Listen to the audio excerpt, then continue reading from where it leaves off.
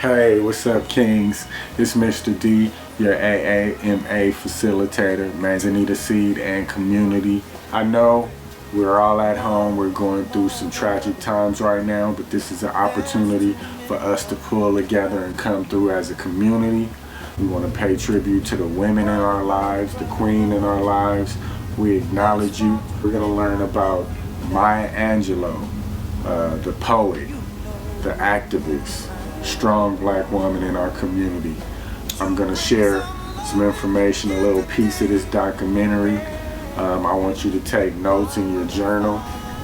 All right? So let's get to it. Before she could rise as a Pulitzer Prize nominee, Marguerite Annie Johnson would need to find her inner strength. Although she was born in St. Louis, Missouri, she and her older brother Bailey moved to Stamps, Arkansas to live with her grandmother when she was about 3 years old after her parents divorced. Maya was her nickname. In the mid-1930s, they returned to St. Louis to live with their mother. At 8 years old, Maya was sexually assaulted by her mother's boyfriend. She eventually confided in her brother about what happened and testified against the man in court. He was beaten to death shortly after being jailed, allegedly by Maya's own uncles. Terrified by the power of her own voice, despite the circumstances, Maya stopped speaking entirely. She fell mute for 5 years. In the absence of speech, Maya fed her love of words with literature. Langston Hughes, William Shakespeare, Paul Laurence Dunbar, and Charles Dickens were among the great authors who filled her days. In middle school, a teacher named Mrs. Flowers encouraged her love of poetry and stressed to her the importance of speaking for herself. Maya left silence behind and rose to the top of her 8th grade class. Her family moved to San Francisco, where she attended George Washington High School and got a scholarship to California Labor School to study drama and dance. At 16 years old, Maya decided that she wanted to be a streetcar conductor simply because she liked the uniforms, but was denied an application because of her race. With her mother's support, Maya sat in the lobby of the office from open to close every day for 2 weeks until she wore down their discrimination. She became the first female African-American streetcar conductor in San Francisco. She gave birth to her son Clyde Johnson in 1945, and he later changed his first name to Guy. Aside from waitressing and retail jobs, Maya became a prostitute and eventually ran a brothel to support herself and her son. Maya's dance training and passion for words would save her from the slums, proving she was a star destined to make the world her stage. In 1951, Maya married her first husband, Anastasios Angelos, a Greek sailor. She'd retained her married surname even after they divorced 3 years later, changing Angelos to Angelou to make it her own. Throughout the 50s, Maya was a calypso dancer in nightclubs in Chicago, New York, and San Francisco, which inspired her first and last studio album, Miss Calypso, which was released in 1957. Rancho, hey, the man's at the door, Rancho. Him man, he won't let me go, Rancho. Rancho, as fast as you can, Rancho. This police holding me hand. She also spent a year touring Europe, Israel, and Egypt as a cast member of the U.S. State Department's production of Porgy and Bess, teaching modern dance classes along the way. During the 60s, Maya Angelou was very invested in the civil rights movement, keeping close relationships with organizers such as Martin Luther King Jr. and literary icons such as James Baldwin, who weren't afraid to speak on the inequalities of the Black experience in America. She even raised money for and served as the Northern Coordinator for the Southern Christian Leadership Conference, a socio-political organization co-founded by Dr. King. Maya Angelou served as a freelance writer and editor in Egypt and Ghana, and upon returning to the United States, she was encouraged to share the details of her adventurous life in a book. Initially, she was hesitant, but in 1969, Maya Angelou published her first autobiography, I Know Why the Caged Bird Sings. Chronicling the formative years of her life up until the birth of her son, Maya's seminal work would go on to be an instrumental tool in schools because of its poetic and innovative narrative structure. A decade later, the book was adapted into a TV movie for CBS. Maya Angelou's ambition and boundless creativity evolved from the stage to the page, and soon she'd conquer the screen.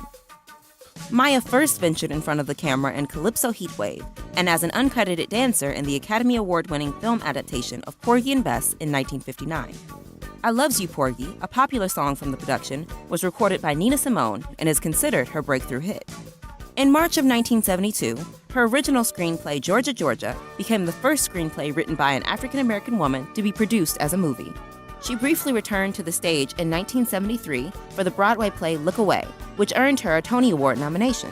In the 1977 miniseries Roots, Maya played Kunta Kinte's grandmother, the matriarch from which this dramatization of Alex Haley's family history from the slave trade to emancipation stems.